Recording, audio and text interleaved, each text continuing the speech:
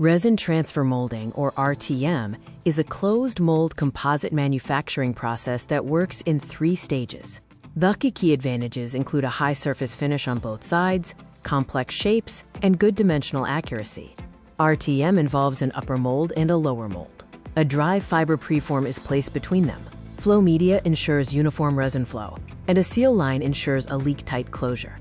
The RTM process begins by preparing the preform, closing the mold, and applying a vacuum to evacuate air. Next, the resin is injected under pressure and flows through the preform. Finally, the part cures and is then demolded and finished. Key benefits of RTM include a high fiber volume fraction, excellent surface finish, and low emissions and waste. It also offers good dimensional accuracy, is scalable for complex structures, and provides consistent mechanical properties. Thanks for watching short video on RTM. Visit Mount YouTube channel for long video.